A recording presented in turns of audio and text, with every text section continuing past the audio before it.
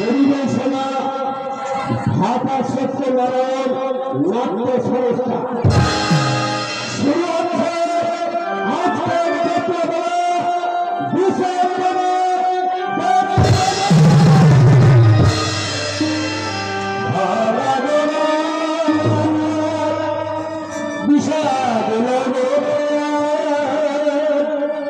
ভালোবাসার ভুল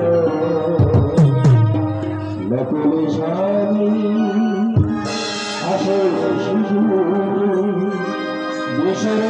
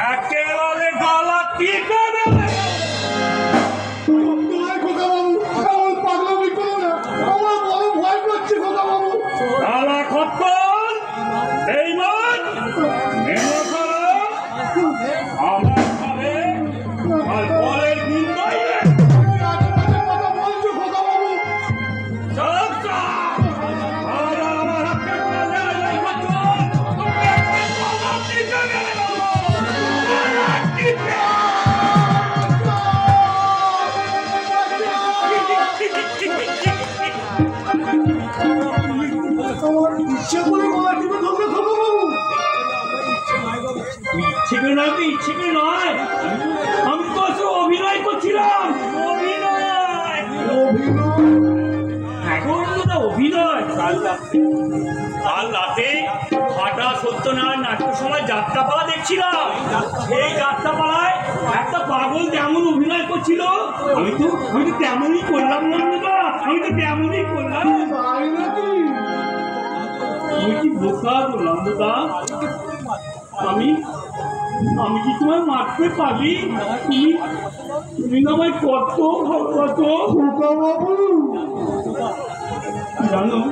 জানো নন্দদা, আমার মা নেই বলে আমায় কেউ ভালোবাসে না, বাবাও ভালোবাসে না। শুধু বলে আমি নাকি বোকা, আমার নাকি বুদ্ধি টুদ্ধি কিচ্ছু নেই। কিন্তু তোমার মধ্যে যে একটা শিশুর মতো সহজ সরল মন আছে, কথা বাবু, তবু ওর জন্য চিন্তা হয় রে নন্দ।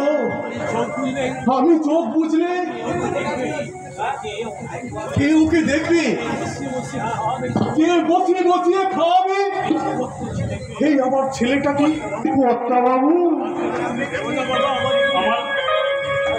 আমাদেরকে ভেবো না বাবা, আমি বড় হয়ে চাকরি করে তোমার খবর করে দেবো। হতো ভাগা তার জন্য যে অনেক লেখাপড়া শিখতে হয়নি, কিন্তু আমি নিজে শিক্ষক হয়েও তোকে বর্ণ পরিচয়টা শেখাতে পারিনি রে বাবা। তাহলে অভিনয়ের চাকরি? আমি আগে না নন্দদাকে অভিনয় দেখি একদম কমকে দিয়েছি। তুই থাম থাম, তোকে আর অভিনয় করে দেখাতে হবে না। দেখো না বাবা, দেখোই না, কাল নন্দদাকে অভিনয় দেখে আমি একদম কমকে দিয়েছি। কেমন করে তার বাবা মাকে পূজা করছিল, আমিও তেমন করে। খোকা বাবু, খোকা দাদা, দাদা কি হলো? থামলে কেন? দেখাও দেখাও কেমন করে এই পাগলটা তার বাবা মাকে পুজো করছিল। কেমন করে দেখা বলি ভাই, আমাদের যে মানে দাদা, দাদা মানে তো কি আছে? আমাদের তো বাবা আছে, বাবা। বাবা তো আর মায়ের মতো আদর করে না। তুমি কি বলছো খোকা বাবু? তুমি বলো না নন্দদা, তুমি বলো না। মায়ের অভাব কি পূর্ণ করে যায় খোকা? যার মালিক তার মতো দুঃখী আর কেউ নেই, আর কেউ নেই। মায়ের জন্য আজও তুই কাঁদছিস সে হতভাগা?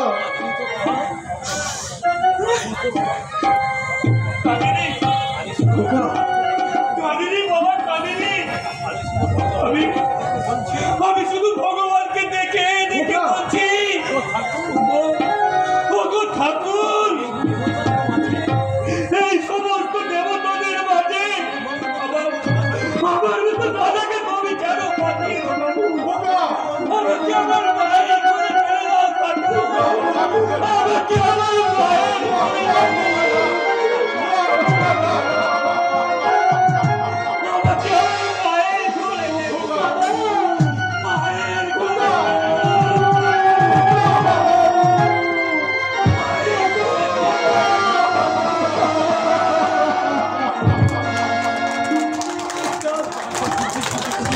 বাবু, ছেলেটার মধ্যে হয়তো বুদ্ধি শুদ্ধি কিছু কম আছে, কিন্তু এই বুকটার মাঝে অনেক অভিমান জমে রয়েছে। তাই বলছি, যখন তখন ছেলেটা মনে আঘাত দেবে না। এরপর ছেলে কখন যে কি করে বসবে তার কোনো ঠিক নেই। সবই আমার অদৃষ্টরে নন্দ, নইলে কি পূর্ণ মাস্টারের কপালে এমনই ভাব করতে সব হিসাব আর সব লোক পালন করে। বাবা কিসে বলছো? বাবা দাদা, বাবা তো বাবুর কাছে না হলেও আমি তো তোমার ইচ্ছা অনুযায়ী উচ্চশিক্ষা অর্জন করেছি।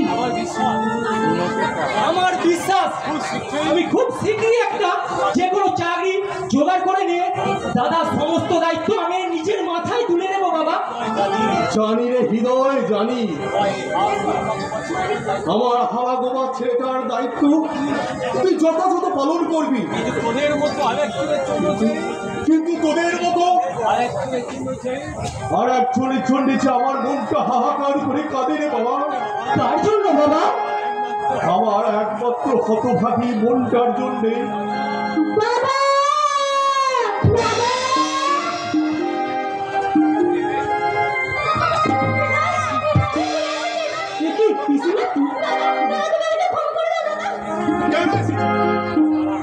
দূর হয়ে যাওয়ার সাথে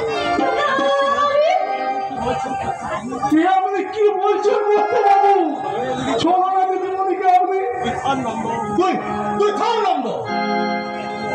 যেদিন ও আমাদের সঙ্গে সমস্ত সম্পর্ক ছেদ করে চলে গেছে, সেদিন থেকে বাড়ির দরজা বন্ধ হয়ে গেছে। ওর সঙ্গে আজ আমাদের কোনো সম্পর্ক নেই।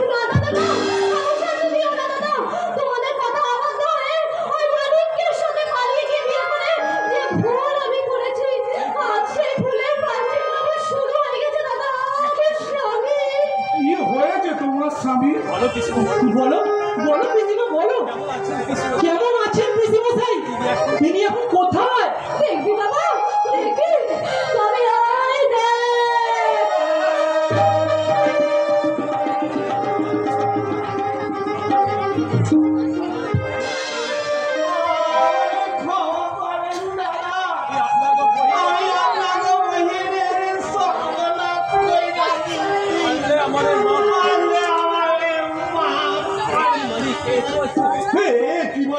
তোমার কি হয়েছে?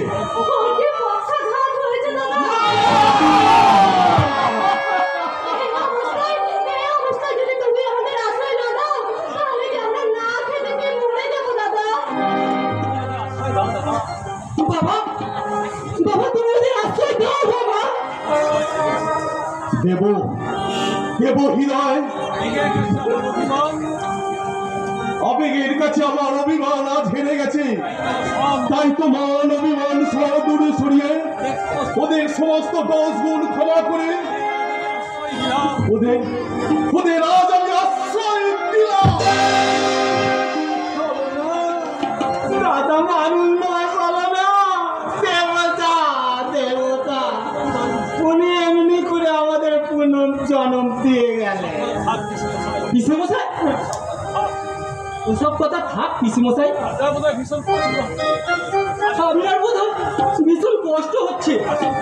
আসুন পিসেমশাই, আপনি একটু বিশ্রাম নেবেন। আসুন আসুন, ভিতরে আসুন। জামাই বাবুকে নিয়ে তুমি কত ঘরে গিয়ে বসো। চলো না দিদি, আমি এক্ষুনি তোমাদের খেতে দিচ্ছি, এক্ষুনি তোমাদের খেতে দিচ্ছি। খাবো আমি খাবো, পেটে যে সারা সুসর জল মারতাছে, না খাইলে বাসুন কেমনে? মরতে যখন দিলে না তখন বাঁচার মতোই বাঁচি নাকি? চলো না।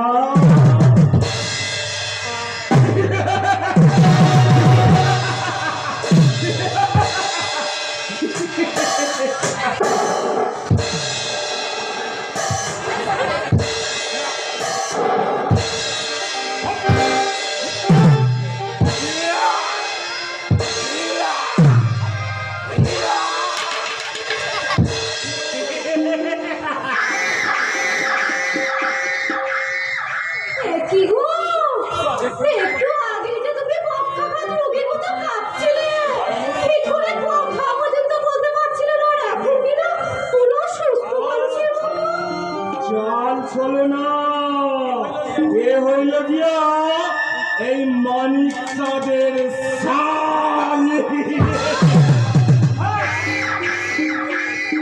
ফন্দিও কইতে পারো। আরে এমন ফন্দি না করলে তোমার দাদা কি এত সহজে এইখানে আমাদের আশ্রয় দিত? তোমার পেটে পেটে এত বুদ্ধি যে রোগী সাজার কথাটা আমাকে পর্যন্ত বলনি। আর কতদিন এভাবে রোগী সাজে থাকবে? যতদিন না আমাকে কাম সফল হয়। তোমার কষ্ট হবে না? কষ্ট না করলে টেস্ট মিলবে কেমনে? চলো না। তুমি একদম ঠিক বলেছো। তাই আমি মনে মনে ভাবছি, কি ভাবছো? চলো না। ঘোলা জলে ফেলবো না জল, ঘোলা জলে ফেলবো না জল, ফেলবো মারা জল, ঘোলা জলে ফেলবো না জল, ফেলবো মারা জল, সে জলে তো পড়বে খারা না গো ভগবান, সে জলে তো পড়বে খারা না গো ভগবান, ঘোলা জলে ফেলবো না জল, ঘোলা জলে ফেলবো না জল, ফেলবো মারা জল, সে জলে তো পড়বে খারা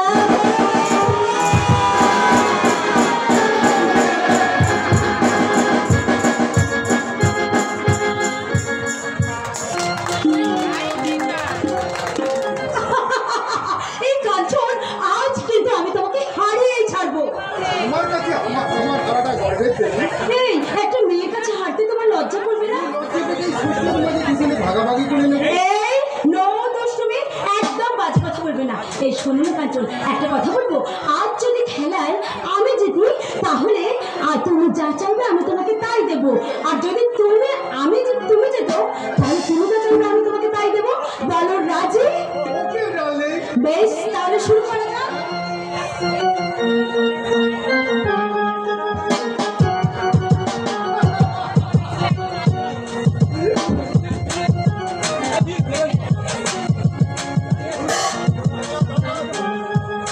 ওকে ডার্লিং। উঠে উঠে উঠে।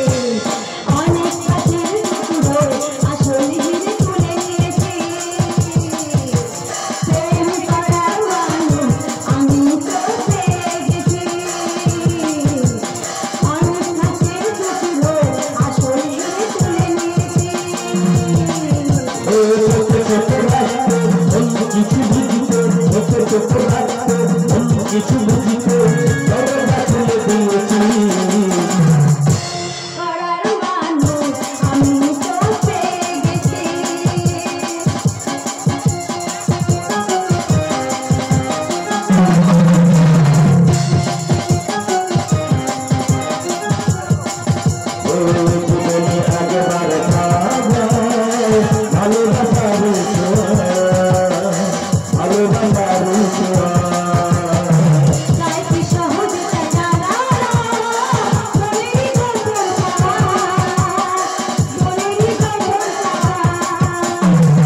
চোখে রাখতে কিছু বুঝতে চোখে রাখতে কিছু বুঝতে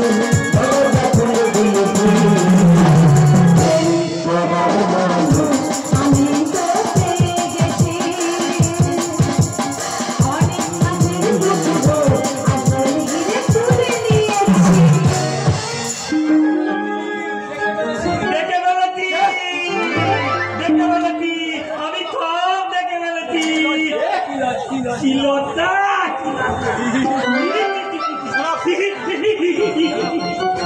Shut up! পাগলের মতো একদম হিহি করে হাসবে না বলে দিচ্ছি বেশ করবো হাতো। এত বড় ভিঙ্গি মেয়ে ছেলে, ব্যাটা ছেলে মতো হাফ প্যান্ট করে টিভিং বিলিং করে না পারলো। আবার ব্যাটা ছেলে থেকে কল্লা খুঁজি। একটা বাজে কথা বলে তোর মুখটা আমি ভেঙে দেবো। ব্যাটা ছেলে ছয়ে মেয়ে ছেলে ছিল ব্যাডমিন্টন খেলা, আবার জিতে গিয়ে গোলাকুলি খেলা। আমি আমি সবাইকে বলে দেবো, সবাইকে বলে দেবো। এমন গান দিচ্ছিস ও যেন তোর ঘরের বউ। আমার বউ এখন আর লাগতে মেয়ে ছেলে হবে কেন গো, হ্যাঁ? কি বললে তুমি আমার বউ হবে দেবী প্রতিমার মতো সুন্দর। মাথায় থাকবে এক হাত ঘোমটা, কপালে থাকবে চাঁদের মতো সুন্দর টিপ, আলতা রাঙা পায়ে তাল ঝুমুর ঝুমুর নুপুর বাঁধে।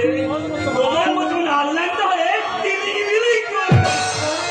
এই কাঞ্চন ওকে তুমি ভালো করে বুঝিয়ে দাও বাঁদর কখনো মুক্তোর মালার মর্ম বোঝে না কনভেন্টে পড়ে দেবী রায়কে জ্ঞান দেবে ওর মতো একটা হাপা গোমা ছেলে তা কখনো শোভা পায় না ওকে আমি এমন শিক্ষা দেবো যে ভবিষ্যতে এরকম কোনোদিন আর দুটো মুহূর্তেও তার স্পর্ধা হবে না।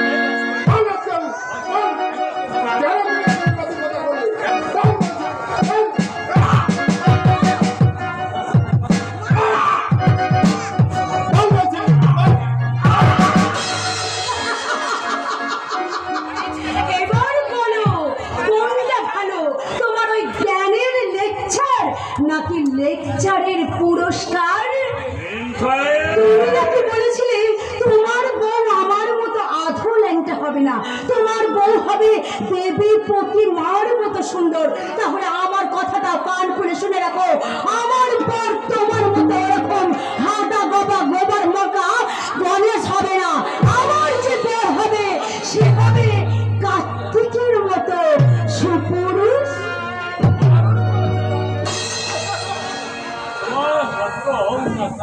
তোমার মতো অহংকার চাই না মেমথম।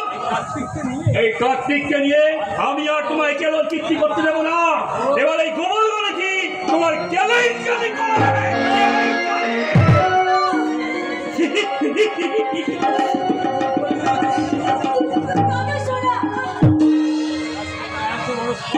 আজকাল এত বড় স্পর্ধা ও কিনা আমার বোনের সম্মান ছিনিমিনি খেলে। ওকে বলছেন স্যার হ্যাঁ হ্যাঁ তা তো দেবো, তার আগে ওকে আমি নিজের হাতে উচিত শিক্ষা দেবো। কিন্তু আমার কি তুমি গবেষণা তুমি বলতে পারো এই লজ্জা আমি কেমন করে ঢাকবো আমার এই কলঙ্ক মেনে নিয়ে কাঞ্চন যদি আমাকে বিয়ে করতে অস্বীকার করে কলঙ্ক মানতে গেল দেবে এটা তো পাগলের পাগলামি ওটা মুছে দিলেই তো সমস্যা মিটে যাবে। কাঞ্চন বউ হয়ে গেছে, ওকে আমি চিদর করিয়ে বউ করে নিয়েছি। বউ হয়ে গেছে। দাদা শোনা বল বল আজকাল বল কেন তুই আমার বোনের স্মৃতি ঝগড়া করছিস? বল বল আজকাল বল ইডিয়েট কেন এর মতো বল বলছি বল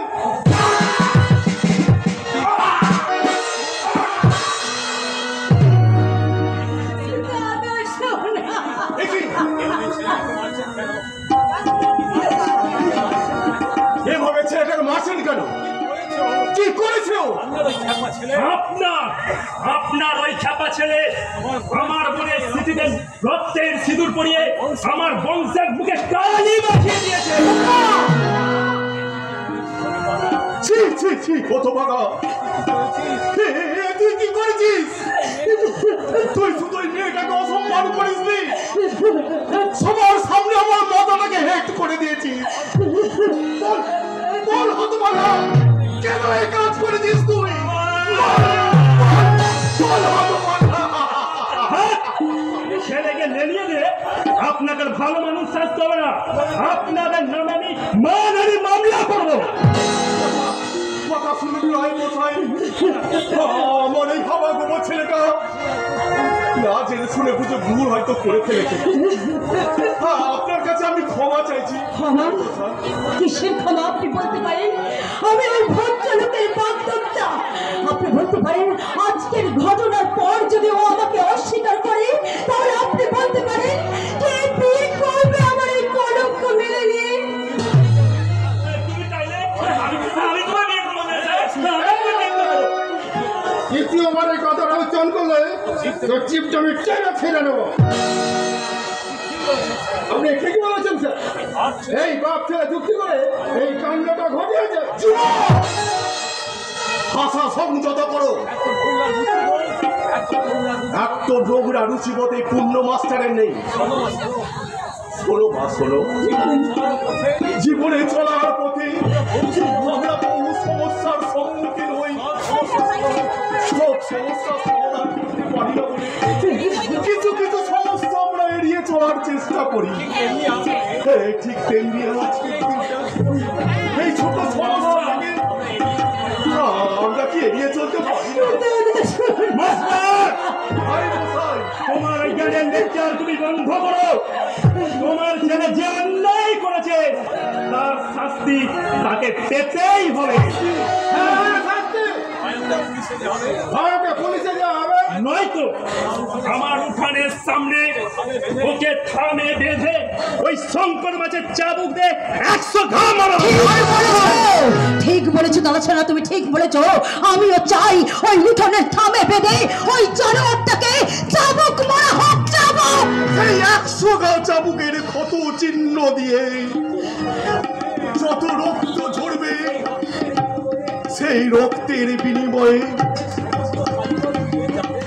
তোমার মনের সমস্ত কালিমা ধুয়ে যাবে। তোমার ওই 100 চাবুকের অসহ্য যন্ত্রণায় যতখানি হাহাকার করে কাঁদবে, প্রতিশোধের আনন্দে কতখানি আনন্দ পাবে তোমার। তবে তবে মানো না, নিজের হাতে ওর শরীর থেকে সমস্ত রক্তবিন্দু জড়িয়ে তোমার সমস্ত কলঙ্ক ধুয়ে নাও মা, সমস্ত কলঙ্ক ধুয়ে নাও। চুপ কর, চুপ কর হতভাগা। তুই আমাকে বাবা বলে ডাকবি না? শুনুন রায়মশাই, আপনাদের এই শাস্তির প্রহসনে হতভাগা যদি মরেও যায়, বেহারি শ্বাসের মতো ওকে রাস্তায় ছুঁড়ে ফেলে দেবেন রায়মশাই, ওকে রাস্তায় ছুঁড়ে ফেলে দেবেন।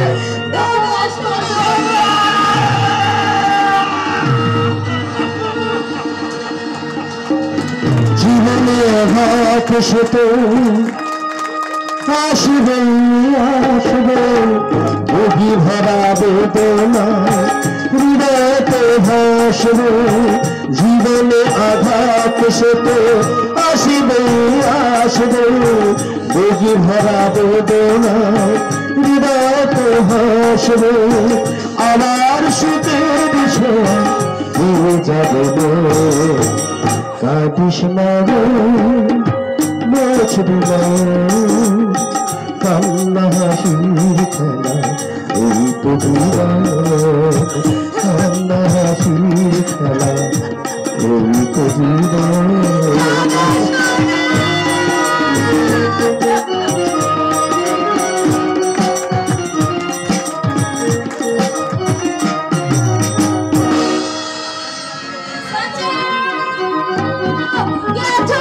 আমাকে বাঁচাও, ওই শয়তানটা আমার সম্মান লুট করতে ছুটে আসছে। কে আছো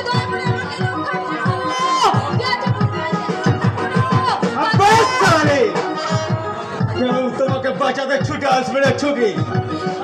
বেশি ছটফট করলে তুমিও হাঁপিয়ে পড়বে আর আমারও তকলিফ পারবে। হোশিয়ার! আমার গায়ে হাত দেবে না বলে দিচ্ছে, একদম আমার গায়ে হাত দেবে না। বাচ্চারা, তোমার গায়ে হাত না দিলে তোমার গায়ে চাপটা নেবো কি করে? হ্যাঁ, হ্যাঁ, তো। আর সেই সাথে তোমার সারা দেহের মাপ নিয়ে আমার কয়েকটা ছাপ ছেড়ে দেবো।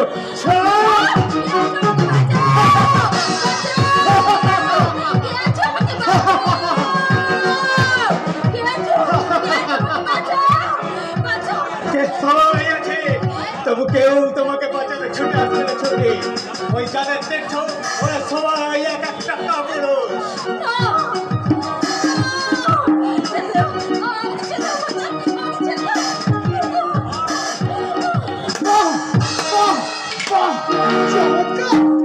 বীর পুরুষের বীরত্বের কি চমৎকার নমুনা।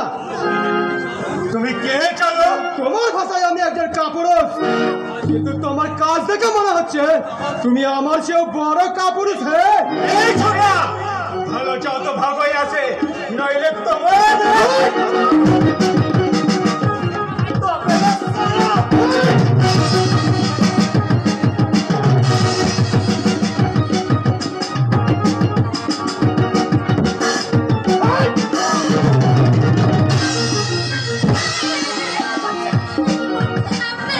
রাস্তার মাঝে এইভাবে খুন খারাপি হয়ে গেলে না আপনি নিজেই বিপদে পড়ে যাচ্ছেন। তাই বলছিলাম ওকে ছেড়ে দিন। আপনি কি বলছেন? যে আপনার সম্মানহানি করার চেষ্টা করলো তাকে আপনি ছেড়ে দিতে বলছেন? না না, ওকে আমি পুলিশের হাতে তুলে দেবো। না না না না না না, ওকে পুলিশে ধরে দেবেন না, তাহলে পুলিশ আবার আমাকে নিয়ে টানাটানি করবে, তাতে আমার ফ্যামিলির খুব বদনাম হবে। তাই আমি বলছিলাম। ঠিক আছে, ঠিক আছে ম্যাডাম, আপনার ফ্যামিলির কথা চিন্তা করে একে আমি এবারের মধ্যে ছেড়ে দিলাম। আচ্ছা না,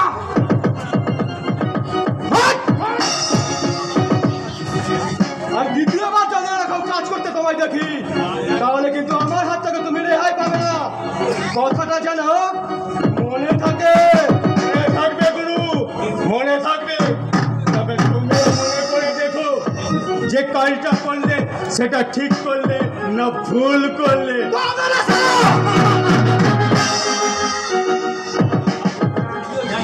এবার আমিও যাই, ফিরতে দেরি হলে না বাড়ির লোক আবার ভীষণ চিন্তা করবে। আমি আবার বাবা মায়ের একমাত্র সন্তান কিনা, তাই আমি চলি। কেমন? আমার নাম ঝুমরি। আপনার ঠিকানা চলে গেল। আজকালকার মেয়েরা দেখছে কৃতজ্ঞতা বোধটুকু নেই। যাকে আমি তো আমার মনের কাছে পরিষ্কার যে আমি আমার কর্তব্য পালন করেছি। দেখি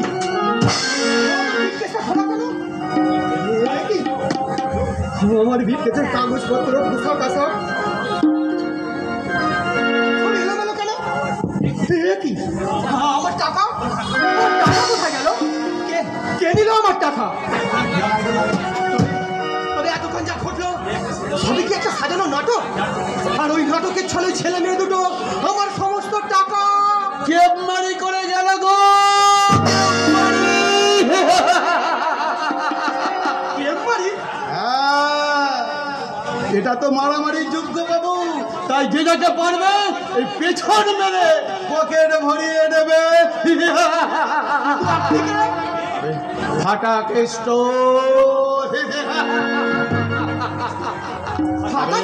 আমি হলাম ফুটপাতের ফাটা কেষ্ট। যারা এই দুনিয়াটাকে জাহাজ না বাড়াবার জন্য সত্তরে ঢোল বাজিয়ে চলেছে, তাদের ঢোল ফাটানো আবার ডিউটি। যারা সত্যকে লুকিয়ে রেখে মিথ্যা ছড়িয়ে কাজ হাসিল করতে চায়, তাদের সেই মিথ্যাগুলোকে প্রকাশ করায় আমার কাজ। তাহলে ওই মিথ্যের আশ্রয় নিয়ে ওই ছেলে মেয়ে দুটো আমার সমস্ত টাকা লুট করে নিয়ে চলে গেল। আমার নিশ্চয়ই আপনি দেখেছেন।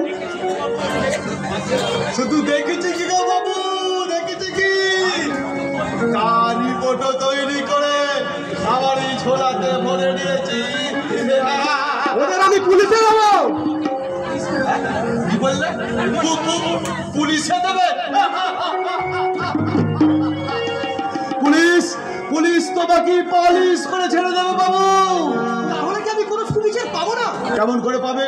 তোমার যে টাকা চুরি হয়েছে তার কোনো প্রমাণ আছে? তার কোনো সাক্ষী আছে? আপনি তো বললেন যে আপনি সব কিছু দেখেছেন। আমি যে দেখেছি তার কোনো প্রমাণ আছে? বাবা, সাক্ষীরও আবার প্রমাণ? এটাই তো আইনের পেজ বাবু, আইনের পেজ।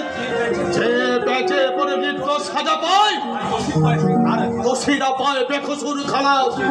কিন্তু ফুটপাতে ফাটাকেশ্বর আদালতে অন্যায়ের কোনো ক্ষমা নেই।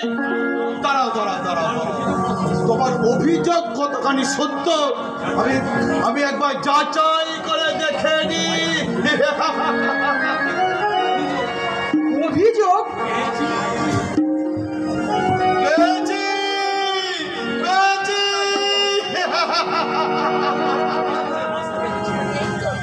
ভালো রোগ তোমার মনে বাসা বেঁধে আছে। ভালো রোগ মানে? হ্যাঁ, কারো ভালো করার রোগ, আর সেই রোগেই তুমি ফেসে গেছো। আপনি আপনার কথা শুনে মনে হচ্ছে আপনি একটা বদ্ধ পাগল। পাগল?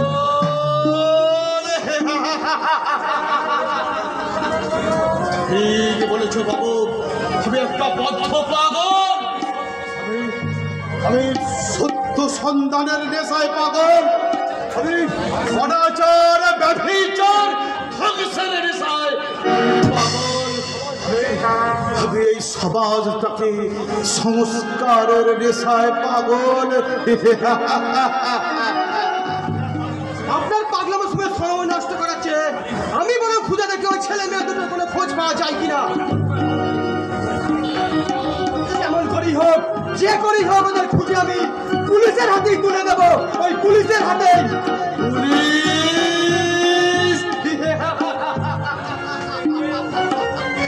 খুঁজতে গিয়ে তুমি নিজেই হয়তো হারিয়ে যাবে যুবক, কিন্তু কোনোদিন ওদের খুঁজে পাবে না। ওরা যে বহুরূপী, কোনো কোনো রোগ বদলে ওরা নিজেদের আড়াল করে রাখে।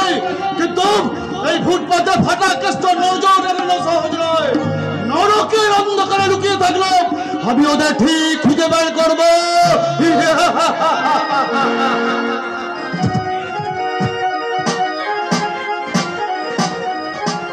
পেয়েছি, পেয়েছি। মাল দুটো মালখড়ির ভাগ বাটোয়ারায় ব্যস্ত। এই ফাটা কেষ্ট নজর এড়িয়ে কোথায় যাবে চাদু? তোমাদেরও জাহান নামে যাওয়ার রিপোর্ট আমি তৈরি করে রাখলাম।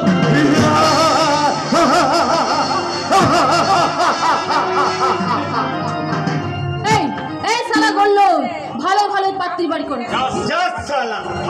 মালটা দেখতে ছেড়ে পাত্তিগুলো হাফিস করলে তুই, আর আমায় বলিস কিনা পাত্তি বার কর। এই সালা বাবাল করে দেব না সালা। আরে মাল ছাড় বলছে, মাল ছাড়।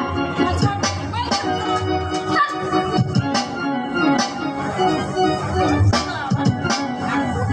এই ঝুমড়ি, জানিস তো তোকে নিয়ে যখন আমি টানাটানি করছিলাম তখন আমার কি মনে হচ্ছিল এই জানিস সালা তো? তোর কি মনে হচ্ছিল রে? কি মনে হচ্ছিল?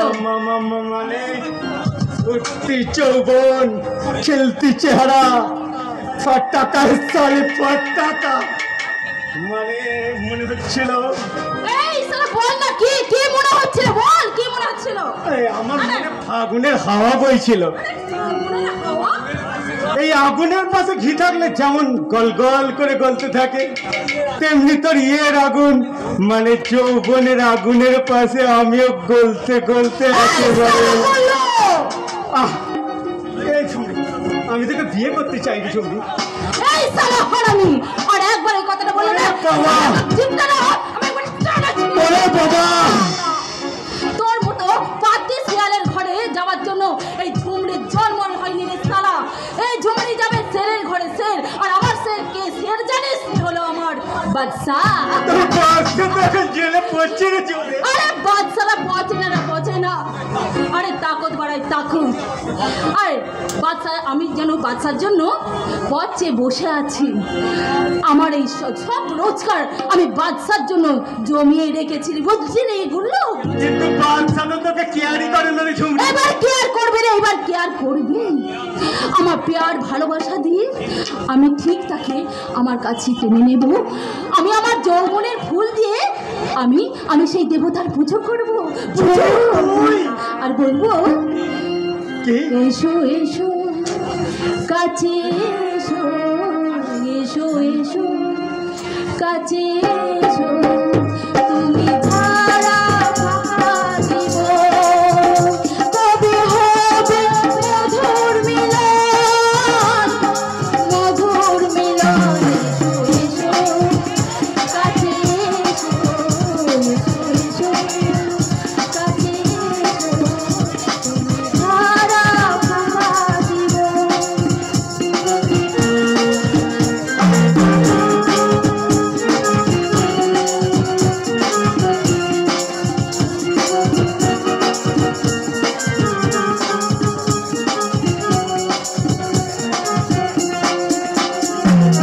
একে একে সব ফুল বনে বনে ফুটেছে, রঙে রঙে ফাল্গুনে ভরে ভরে উঠেছে। একে একে সব ফুল বনে বনে ফুটেছে, রঙে রঙে ফাল্গুন ভরে ভরে উঠেছে।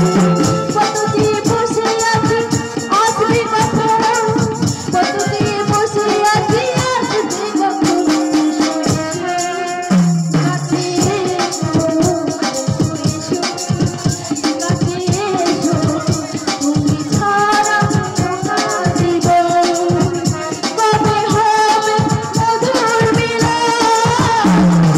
মধুর মিলন। এসো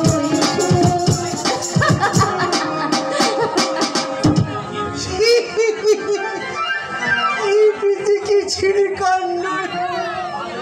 এই বাংলা গান আজকাল কেউ আর শোনে নাকি? এই যে জম্পেস করে, জম্পিস করে, জম্পিস করে, এই কোমর দুলিয়ে, কোমর বুক দিয়ে ফুলিয়ে একটা হিন্দি গান গাইতিস না ভাই? হিন্দি গান, কিছু লাগায় পাবলিকের লাইন বলে হিন্দি গান। এই গানা মাইরে একবারে কোমর দুলিয়ে, চলি কে পাছা কাহে, চলি কে পাছা। ওটা পাছা নাই গো দাদু, ওটা পিছে। চলি কে পিছে क्या है, চলি কে পিছে। দাদু একটা লেগেছে দাদু, ওটা চলি কা পিছেই है। এই শালা বুড়ো, এই বয়সে মাল খেতে তোমার লজ্জা করে না বুড়ো? শালা বুড়ো। মাল খেলে আমার লজ্জা হয় না? মাল খেলে না মগজ সাফ হয়, তাই কাকোদা এমনকি মাল খেলে না এই প্রেম করা এনার্জিটা না আমার তাই বুঝি। চাই নাকি? নিশ্চয়ই। কেন তুই শুনি এই বড় বড় সাহিত্যিক কবি লেখকরা তো আবার মাল না খেলে ভালো করে লিখতেই পারে না। এমনকি চোর ডাকাতরা চুরি ডাকাতি খুন খারাপি করার আগে তো এই ভরপুর মাল খেয়ে না শরীরের তাকত বাড়ায়। এমনকি এমন কি? নতুন বউ তার ফুল সজ্জা রাতে ওই নতুন বউয়ের কাছে যাবার আগে পুরুষোত্তম আলোচনা না এই মাল খায়। কি প্রীতি কি চিড়ি কাণ্ড রে বাবা! তুমি ঠিক বলেছো দাদু, ঠিক বলেছো। আরে চুপ কর শালা সরি সাক্ষী মাতাল। তুই শালা ওই মাতালের সঙ্গে তাল মিলাচ্ছিস। চল শালা চল, এইসব ধান্দা ছেড়ে চল, আবার অন্য ধান্দা দেখতে হবে। চল চল।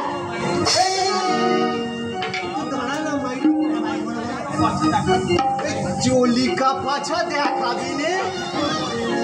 পাচার আমার বড্ড শখ, পাছা দেখার। তবে তুমি আমার ঘরে যেও। চলিকা পেঁচার সাথে না তোমাকে আরো অনেক কিছু দেখাবো। কেমন? चोलिका पीछे क्या है, चोलिका पीछे, चोलिका पीछे क्या है, चोलिका पीछे, चोलिका नीचे क्या है, चोलिका नीचे, चोलिका पीछे ये दिल, चोलिका पीछे ये मन, चोलिका पीछे ये मन,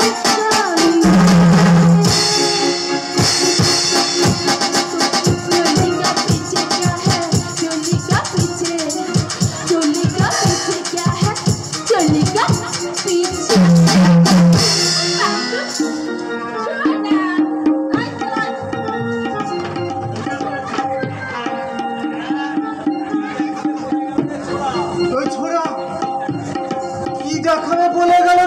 সিনেমা গো দাদু, সিনেমা। সিনেমা?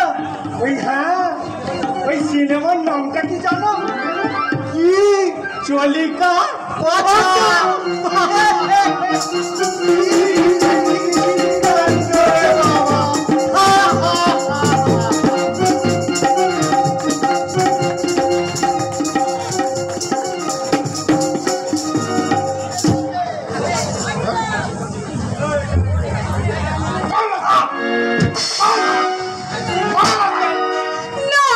মেরো না, মেরো না দাদা শোনা, আর তোমরা ওকে ওরকম করে মেরো না, এবার তোমরা ওকে মুক্তি দাও।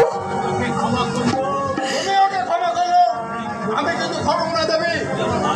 তুমি আমার বাধ্যস্থ স্ত্রী, একটা স্ত্রীর অপমান আমি কখনই মেনে নেবো না। একটা কথা ভুলে যেও না কাঞ্চন, আমি তোমার বাগদত্ত স্ত্রী হলেও আমি কিন্তু তোমার এখনো স্ত্রী হয়ে যাইনি। তাই এখন থেকে আমার ভালো মন্দের দায়িত্বটা তুমি আমাকেই নিতে দাও। দেবী, এটা তুই কি করলি?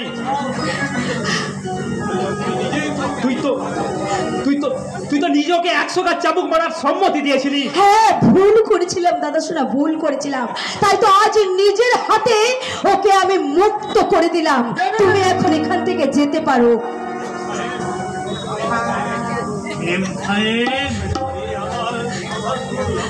আমার লক্ষ্য দিয়ে তোমার কিছু নোংরা করে দিয়েছিলাম বলে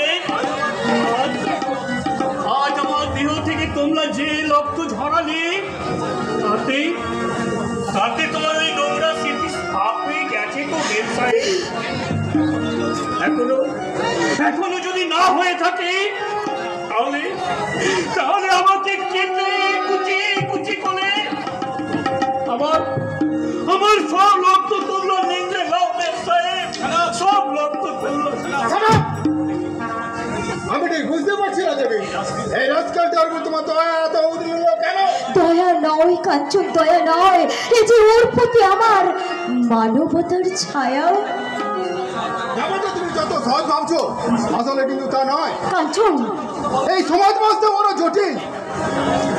এই ব্যাপারটা জানাজানি হয়ে গেলে অনেকের ব্যঙ্গ বিদ্রুপ তোমাকে সহ্য করতে হতে পারে। তাছাড়া একবার একটা ব্যাপার ভেবে দেখতো দেবী, দাদা শোনা, আজকের এই ঘটনার পর কাঞ্চন যদি তোকে বিয়ে করতে আপত্তি করতো তাহলে তোর কি অবস্থা হতো একবার ভাবতে পারছিস? তাহলে তুমি কি ভাবলে দাদা শোনা? ওই কাঞ্চন যদি আমাকে বিয়ে করতে অস্বীকার করে, ওই সারাটা জীবন আমাকে কুমারী সেজে থাকতে হবে, তাই তো? যদি তাই হয় তাহলে হবে দাদা শোনা। দেবী না, না মেনশন না, আমার একটুখানি ভুলের জন্য তোমার জীবন এভাবে নষ্ট হতে পারে না। বাবু গো, মেমসাহেব বড় ভালো বাবু, মেমসাহেবকে বিয়ে করলে আপনি অনেক খুশি হবেন বাবু। লোকের কাছে ওকালতি করতে হবে না। আমার কথা শুনুন বাবু, মেমসাহেবকে আপনি বিয়ে করলে আমি আমার হাত ধরে অনুরোধ করছি বাবু। দূর হয়ে যা। কাঞ্চন,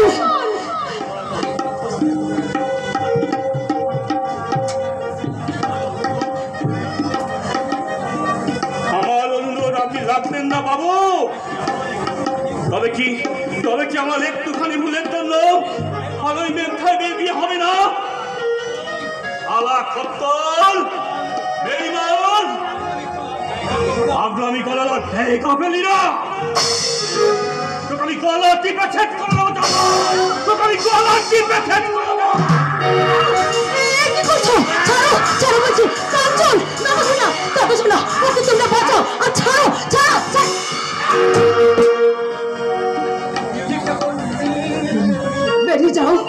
বেরিয়ে যাও বলছি, এক্ষুনি এখান থেকে বেরিয়ে যাও, চলে যাও আমার চোখের সামনে থেকে।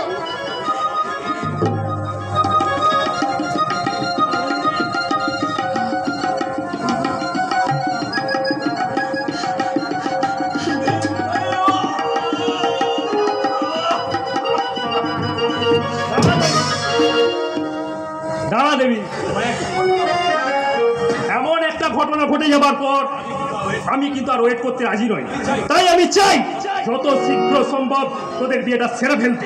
দাঁড়াও দাদা শোনা, এই মুহূর্তে কাঞ্চনকে বিয়ে করার ব্যাপারে আমার কিন্তু একটা আপত্তি থাকার প্রয়োজন। এটা আপত্তির কি থাকে না মানে?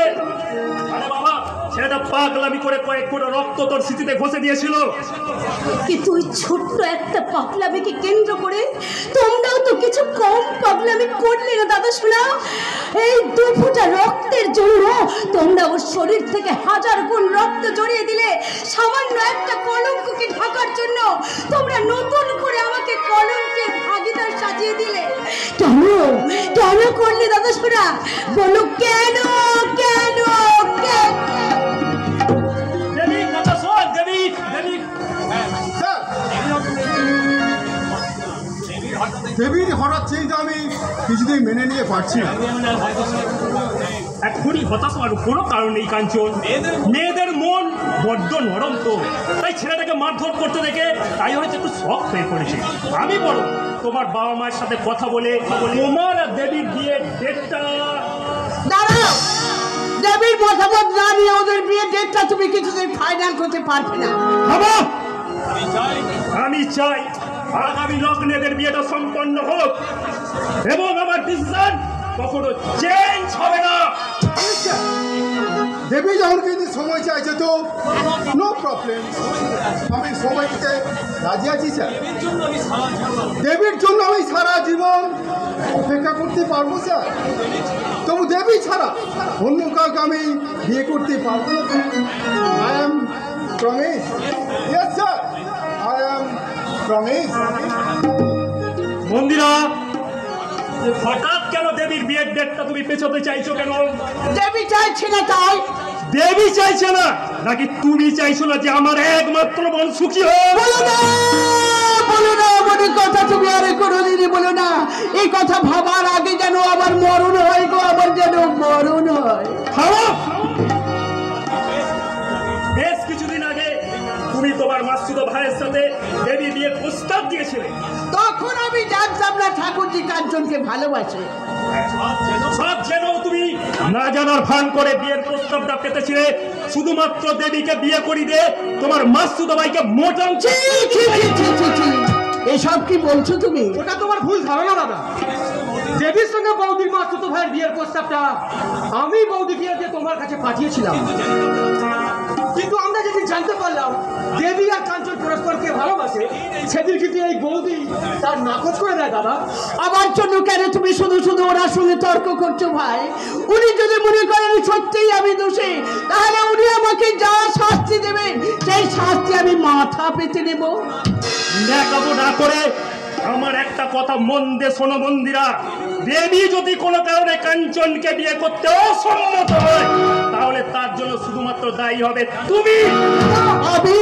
হ্যাঁ হ্যাঁ, তুমি তুমি আমার একমাত্র বোনের যদি কোনো ক্ষতি হয় তাহলে আমি তোমাকে ক্ষমা করবো না,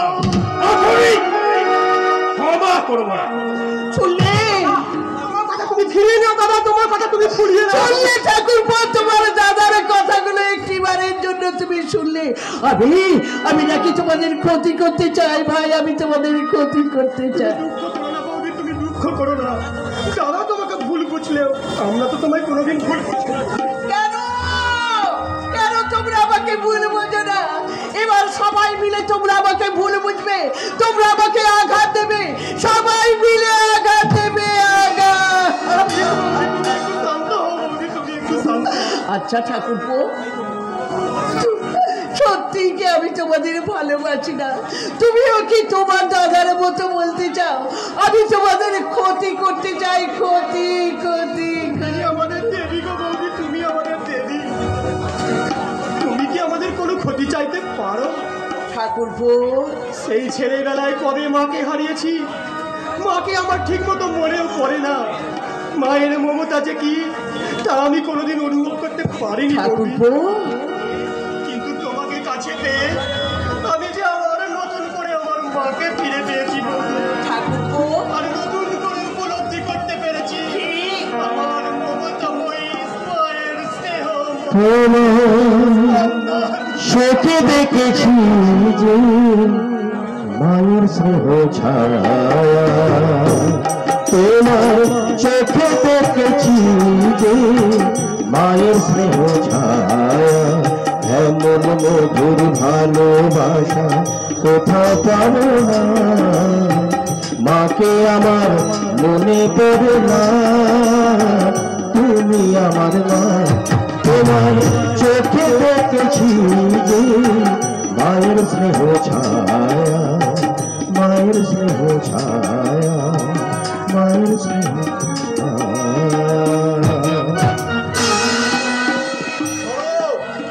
সত্যি তুমি ভাগ্যবান স্বরূপ তাই তুমি মাকে হারিয়ে আবার তুমি মা পেয়েছো কিন্তু আমি যে মাকে অকালে হারানোর আশঙ্কায় অস্থির হয়ে কেন রে মোহন, কেন এই কথা বলছিস কেন? আমার মায়ের কি হয়েছে বল বল মোহন, কি হয়েছে মায়ের? মা ভালো নেই রে দিদি, মা ভালো নেই। ভালো নেই? মায়ের কঠিন অসুখ করেছে, তাই ডাক্তার বাবু বলেছেন 7 দিনের মধ্যে অপারেশন করাতে না পারলে মাকে হয়তো আর বাঁচানো যাবে আর তার জন্য চাই 50,000 টাকা। 50,000 টাকা? তোদের দিদি দিদি তোদের তো অনেক টাকা রে দিদি, আমাকে তুই 50,000 টাকা দিবি দিদি, আমি শোধ দিয়ে দেবো রে। কোথা থেকে শোধ দিবি? কি আছে তোর শুনি? দিদি বেকার বাউন্ডুলে হয়ে এখানে সেখানে ঘুরে বেড়াস, নিজের মায়ের চিকিৎসার জন্য টাকা জোগাড় করতে না পেরে পরের কাছে ভিক্ষে চাইতে তোর লজ্জা করছে না? দিদি তুই ছি ছি বৌদি ছি, মাসিমা তো তোমারও মা, সেই মায়ের প্রতি কি তোমার কোনো দায়িত্ব না, নেই নেই নেই। তোমাদের আমি কেমন করে বোঝাবো বলো তো ঠাকুরপো? আমার মতো অনেক মেয়েদের কাছে স্বামী সংসার সব সময় আপন হয় না, স্বামীর অর্থ সম্পদ কোনোদিন নিজের হয় না ঠাকুরপো, হয় না। তোমার কষ্ট বুঝি বৌদি, তাই আমি বলছিলাম ওই 50,000 টাকা আমি যদি মোহনকে দিয়ে দিই। থাক থাক স্বরূপ থাক, আমি বেকার বাউল তুলে মানুষ, 1 টাকাও রোজগার নেই আমার। মোহন, আমি তোমার ঋণ কি করে শোধ করবো? মোহন, দিদি রে তুই যে এতখানি অসহায় তা আমি সত্যিই জানতাম না রে দিদি। জামাই বাবুর লক্ষ লক্ষ টাকার মালিক হলো, আমার দিদি যে এতখানি অস্থির তা ভাবতে আমার বড্ড কষ্ট হচ্ছে না দিদি। মোহন, আমি চললাম রে দিদি, আমি চললাম। আজ তুই পরের বাড়ির বউ, মায়ের প্রতি তোর কোনো তো কর্তব্য না থাকলো আবার তো আছে, তাই আমি মায়ের চিকিৎসার জন্য আমাদের ওই ভিটে বাড়িটা বিক্রি করতে চললাম। তুমি যেও না মোহন, তুমি যেও না, ভিটে বাড়ি বিক্রি করলে তুমি যে নিরাশ্রয় হয়ে যাবে মোহন। আত্মীয়র কাছে ঋণী থাকার চেয়ে নিরাশ্রয় হওয়া অনেক ভালো রে স্বরূপ। না না রে ভাই না, আমি তোকে কোনোদিন নিরাশ্রয় হতে দেব না। আমাকে তুই ভুল বুঝিস না ভাই, আমাকে তুই ভুল বুঝিস না। অনেক যন্ত্রণায় বাধ্য হয়ে আমি তোকে এই কথাগুলো বলেছি। আর একদিন আমাদের বাড়িতে আসবি, তোর জামাই বাবু, আমি ব্যবসার টাকা থেকে তোকে কিছু টাকা দেব, তুই যেমন করে হোক 1 মাসের মধ্যে ওই টাকাটা ফেরত দিতে পারবি তো? বললা ভাই বললা, ওই টাকাটা তুই ফেরত দিতে পারবি তো? বললা। আমি চেষ্টা করবো রে দিদি, আমি চেষ্টা করব আমার মায়ের চিকিৎসা ঋণ মেটাতে। প্রয়োজন হলে আমি নিজেকে বিকিয়ে দেবো, তবু তোকে তোর স্বামীর কাছে আমি ছোট হতে দেব না রে দিদি, আমি তোকে ছোট হতে দেব না। পাথর ভাঙা সবে তো শুনেছ শুনেছ কি হৃদয় কারো ভেঙে গিয়ে বেজে ওঠে যে গান, বেজে ওঠে যে গান। পাথর ভাঙার শব্দ শুনেছ, শুনেছ কি পেতে হৃদয় কারো ভেঙে গিয়ে বেজে ওঠে যে গান, বেজে ওঠে যে গান। পাথর ভাঙার শব্দ শুনেছ।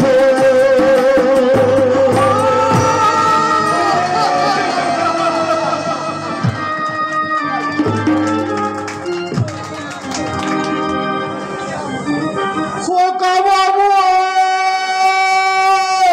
দাদা খোকা বাবু, দাদা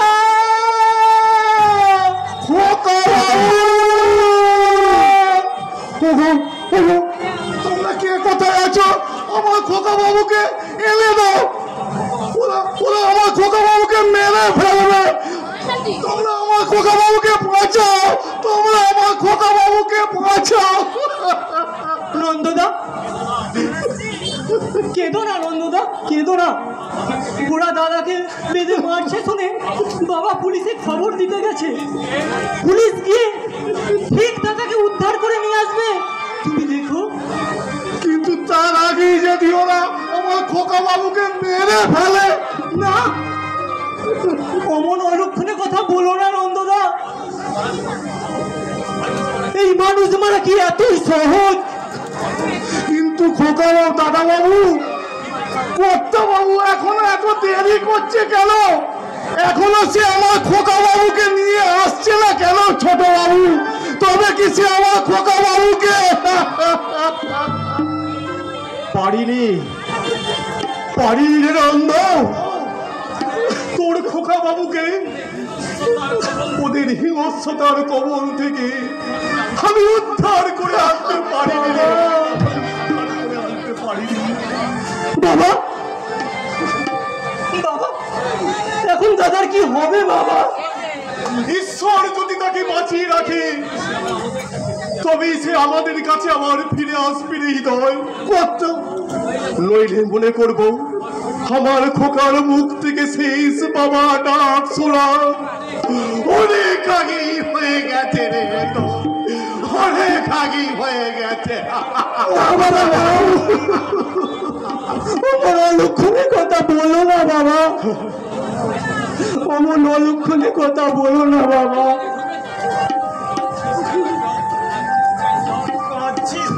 হৃদয় তার সাইতে আগুন ঝরায়, আগুন প্রতিশোধের আগুন, আর সেই আগুনে সারা গায়ে বংশটারে জ্বালাইয়া পুড়াইয়া একেবারে শেষ কইবে দে। কি বলছো অনেক? কি করু দাদা, ভগবান যদি আমারে এই ভয়ঙ্কর রোগে পঙ্গু করে না রাখতো তাহলে এই হাত দিয়া মাইরি কইছি, এই হাত দিয়া ওই রায় গোষ্ঠীটাকে আমি একেবারে শেষ করে আনতাম। তুমি তুমি অসুস্থ, তুমি উত্তেজিত হয়েও না মানিক। উত্তেজিত হব না কেন? এমন অন্যায় করে আমাদের পোলাটারে মারধর করতেছে, নাকি এই বয়স চুপ কইরা থাকুন। চলেন তো, চলেন তো দাদা, আমরা সকলে দল বাইধা ঝাঁপাইয়া পইরা ও সালারে গোষ্ঠীর ষষ্ঠী পূজা কইরা সারি। মানিক, তুমি শান্ত হও, আমাকে একটু সুস্থ ভাবে ভাবতে দাও। আরো ভালো কইরা ভাবে, আর আপনাকেও ভাবতে ভাবতে আমাদের সব কিছু শেষ হয়ে যায়। না পিসমশাই না, আপনি এমন কথা বলবেন না। ওই হারারামটার জন্য আমার খুব কষ্ট হতেছে রে বা। সরল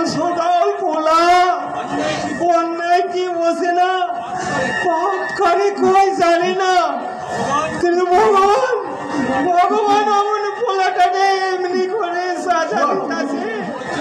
ওই জন্যে চলো না, ও খাওয়া দাওয়া বুঝলা শুধু কাজতাছে আর বলতাছে। দাদা দাদা হ্যাঁ কি খবর? তুই অমন করে ছুটে এলি কেন? দাদা আমাদের হাদারা মারছে গো, আমাদের হাদারা মারছে। আরাম আসছে, দাদা আসছে? খোকা বাবু আসছে। হায়া ও শালা মরণের পর হইতে দিবি হইল কেমনে? এই কি কইলে চলো না, ও বাবা কথা মারতাছে। কই কই কোথায় আমার দাদা? কোথায় দাদা? দাদা খোকা খোকা দাদা দাদা দাদা কেমন আছো তুমি দাদা? তুমি বলো না, তুমি কথা বলছো না কেন দাদা? কথা বল খোকা, কথা বল। ঝড়ের হাওয়ায় ছিন্ন পাতা কোথা থেকে কোথা উড়ে যায়, লিখেছে নিয়তি কার কপালে কি সে তো জানে না। ঝড়ের হাওয়ায় চিহ্ন পাতায় কোথা থেকে কোথা উড়ে যায়, লিখেছে নিয়তি কার কপালে কি সে তো কেউ জানে না।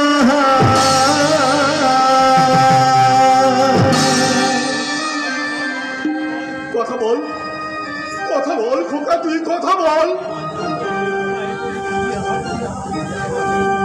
আমার খাওয়ান তো ফুলের জন্যে মেম খাইবে আল কি হবে না।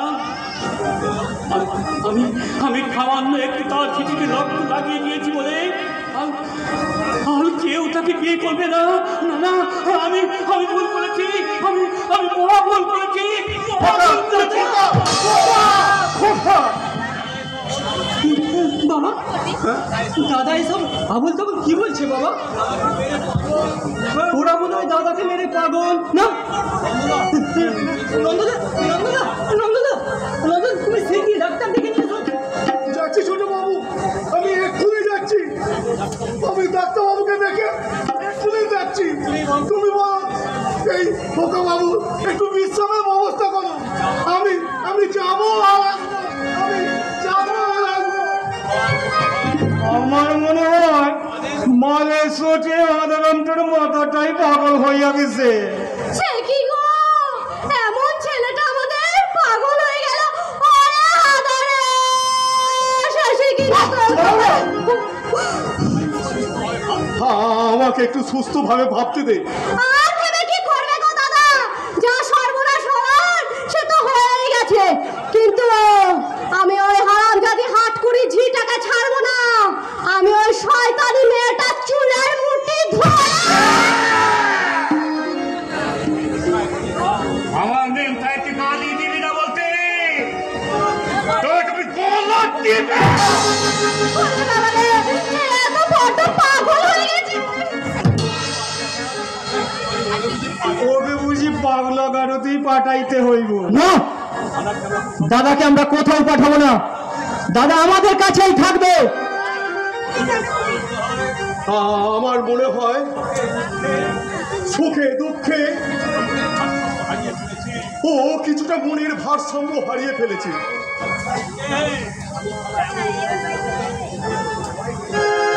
আমি খালা এমন খত্তল দেই,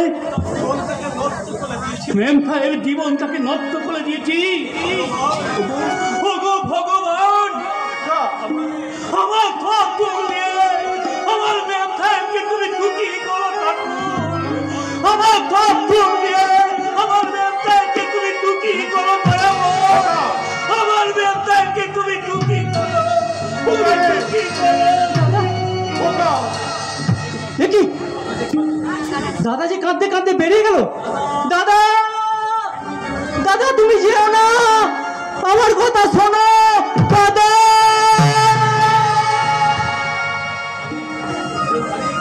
মানে আমি এখন কি করব বলতে পারো ভাই? বহু সমস্যায় জর্জরিত হয়ে আমি ঠিক সঠিক সিদ্ধান্ত নেওয়ার ক্ষমতা হারিয়ে ফেলেছি। সেই জন্যই তো কইছি দাদা, হাদারামরে আপনি পাগলা গারদে পাঠাইয়ে দেন। আমি ঠিক বুঝে উঠতে পারছি না আর এই মুহূর্তে কি করা উচিত। আমার একমাত্র সন্তানকে যদি ওই পাগলা গারদে পাঠাতে হয় তাহলে আমি অরুণ রায়কে ছাড়বো না।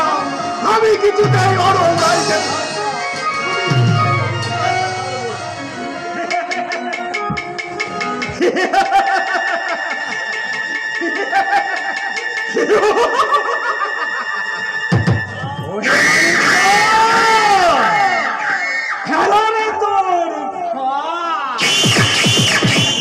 কি মনে করেছো তোমার খালে পা দিয়ে দাদা ওই হাফলাটাকে পাগলা গারদে পাঠাবে? নিশ্চয়ই পাঠাবে। ওই খেপাটারে পাগলা গারদে পাঠাইতে আমার খুব বেশি দেরি হইব না। যে গোপন উদ্দেশ্য লইয়া আমরা এখানে আইসাছি তা সফল হইবার সাল আমি অনেক আগেই শুরু কইরা দিছি। এইবার তোমার দাদা শত্রু রায় হোসেনের সাথে হাত মেলাতে পারলেই ব্যাস আমাদের কাম খতম। একদম ঠিক বলেছো। আমরা একটু একটু করে শেষ করবো এই হাদারামটাকে, আর দাদা শত্রু শেষ করবে দাদাকে, আর সেই সঙ্গে তা বৌদিটা পাগল হয়ে আত্মহত্যা করবে। সমস্ত সম্পত্তি হবে আমাদের নামে। উল্টে দেব, পাল্টে দেব। সুযোগ পেলে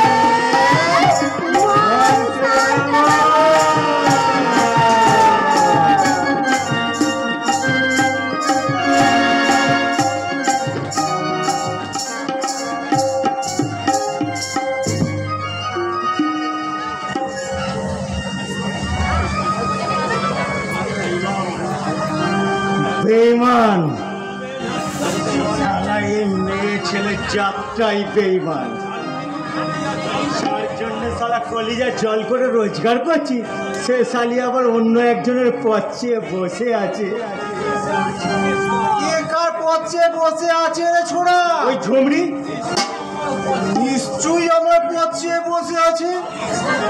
আমিও সারা তার পথে বসে আছি। তুমি ঝুমরির পথে বসে আছো? কেন থাকবো না? আমি যে দেখে ফেলেছি। এটাকে ফেলেছো? ওই যে চলিকা পাছা, তার মানে সে এক বিতি কি ছিড়িকাণ্ড রে ভাই। ঝুমড়ি বাথরুমে স্নান করছিল তো, আর আমি বাথরুমে দেখে ফেলেছি। এই চলি ছাড়া মানে সর্বনাশ! ঝুমরি জানতে পারলে তোমাকে তো একেবারে মেরে ফেলে দেবা দাদু। আমি তো মরে আছি রে ছোড়া। আর আমার এই মোড়ামুড়ির ভেতর থেকে জেগে উঠেছে খরা জোয়ার। আমি তো আমার যৌবন আজ টকবক টকবক করে ফুটছে। এই মরেছে শালা ঘাটের মরা, কবে শ্মশানে চলে যাবে তার ঠিক নেই, তার আবার যৌবন টকবক টকবক করে ফুটছে। কি বলছিস যে ছোড়া? এই ঝুমরির চলিকা পাচা দেখে তো কাঁচাটা খুলে ওই বাথরুমেই ঢুকে পড়তে পারতে। সেখানে ঝুমরির প্রেমের রসে নাকানি চোবানি আর কেলানি খেয়ে যৌবনের টকবকানিটা মিটিয়ে নিতে পারতে। তুই বলছিস? কিন্তু ঝুমরি যদি রাগ করে? কেন? আমি কেন রাগ করবো না গো? হ্যাঁ, আমায় না গুড় বললে তাহলে আমি তোমায় সখী বলে ডাকি। তাই দেখো না গো, তাই দেখো। এই জানো সখী, এই যেটা দেখার জন্য তুমি আমায় ডেকেছিলে না, সেটা আমি দেখে ফেলেছি।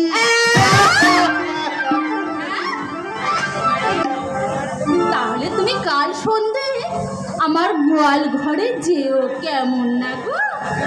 কেন সখী? এই ঘর থাকতে গোয়াল ঘরে কেন? আহা না গো, আমার মন্দ সোনা কেন বলছো না? আমার ঘরে তো অনেক লোকের যাতায়াত আছে কিনা, যদি কেউ দেখে ফেলে জানাজানিটা হয়ে যায়, তাই তুমি কাল গোয়াল ঘরে যেও, কেমন আমার ডাক? ঠিক আছে সখী, তাহলে কাল গোয়াল ঘরে, আবার সেই গোয়াল ঘরে তোমার সঙ্গে দেখা করবো। আচ্ছা আর যাবার সময় না ওই মন্ডের দোকান থেকে একটা মশা মারা ধরে নিয়ে যাবো। গোয়াল ঘরে না প্রচুর মশা। কি ভীতি দিচ্ছি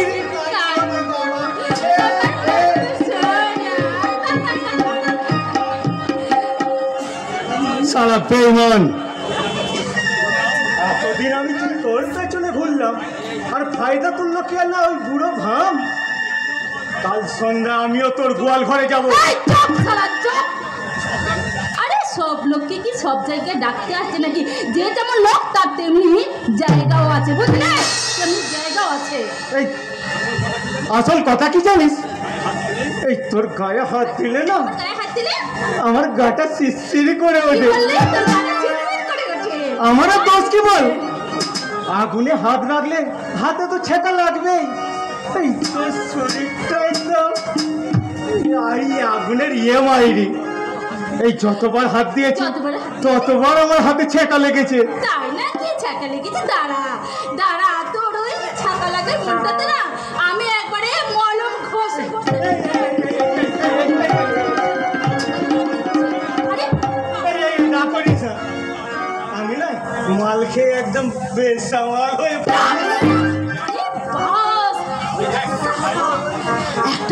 একটা সাহেব এদিকে গটগট গটগট করে আসছে, সালাকে দেখে মনে হচ্ছে সালার কাছে বহুত মাল করে আছে। নে অ্যাকশন শুরু কর, অ্যাকশন শুরু কর। এই বললো কে আছে? বাঁচাও! এই যে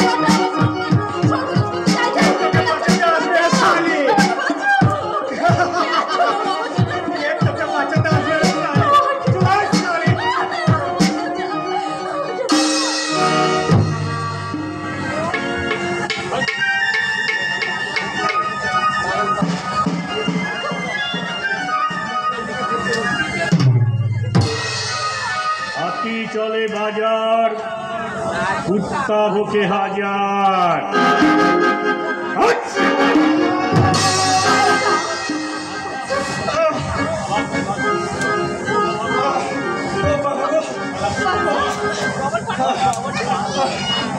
বাচ্চা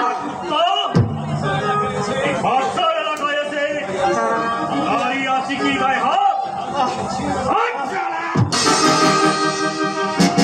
তোর হাত দুটো আমি ছিঁড়ে দেবো।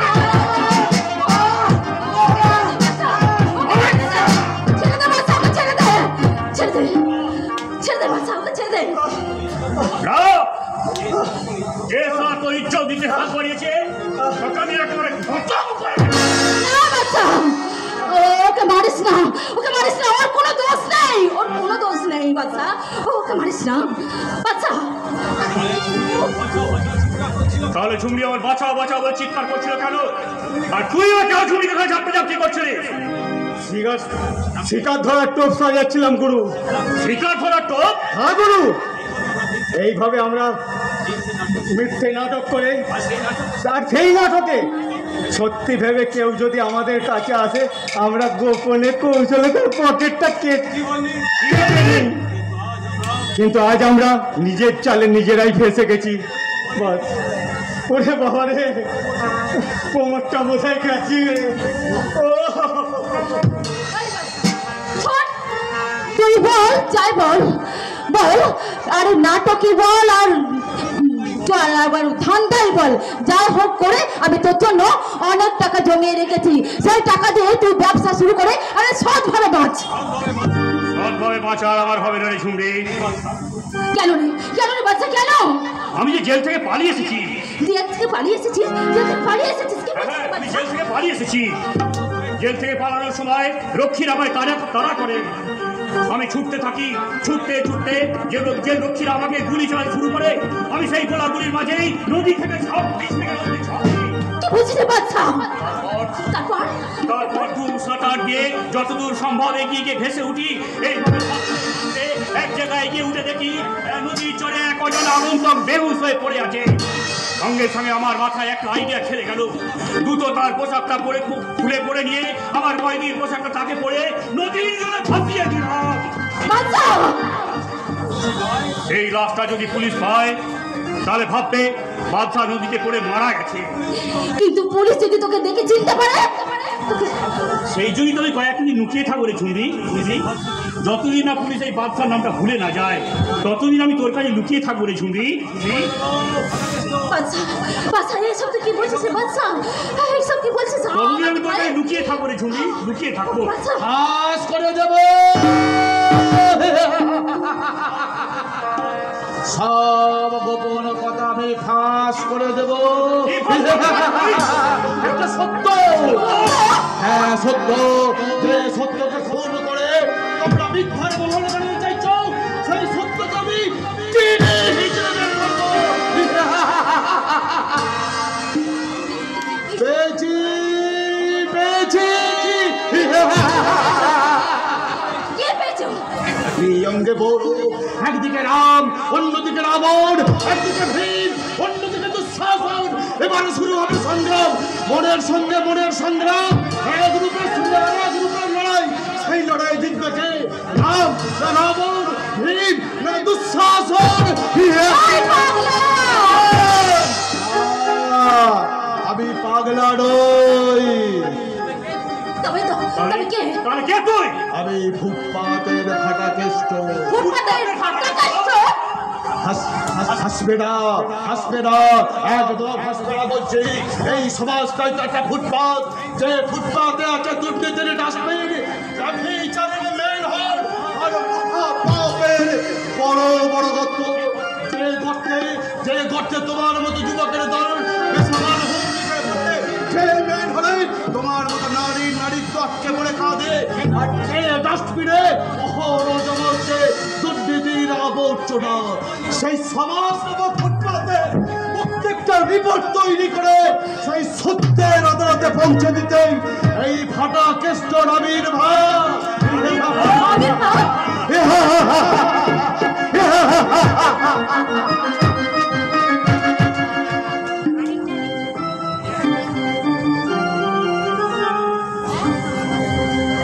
দুঃখ আমার কেউ বুঝল না, কেউ তো মনের ব্যথা খুঁজল না। আমি একা, কত একা, কেউ তা জানলো না, কেউ তা জানলো না। দুঃখ আমার কেউ বুঝল না, কেউ তো মনের ব্যথা খুঁজল না। আমি একা, কত একা, কেউ তা জানলো না,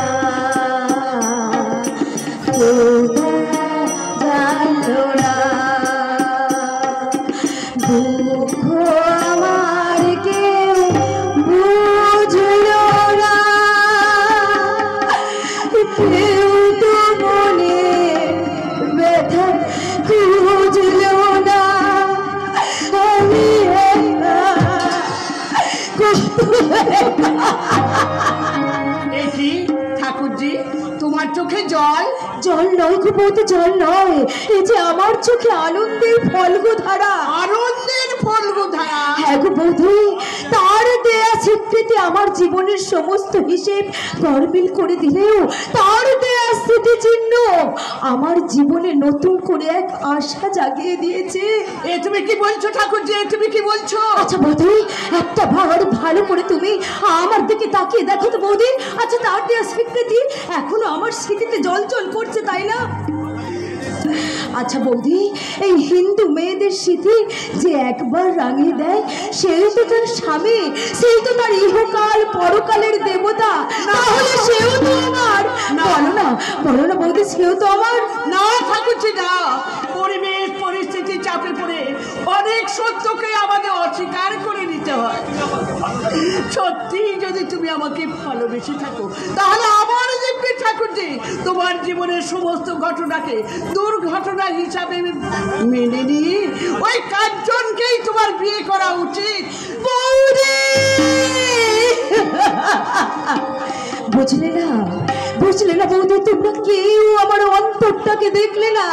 আমি যে তার কাছে জিততে চেয়েছিলাম বৌদি, আমি যে তার কল্পনায় একা মানুষ প্রতিমা হয়ে আমি যে তার ভুল ভাঙাতে চেয়েছিলাম, কিন্তু তোমরা সবাই মিলে আমাকে তার কাছে হারিয়ে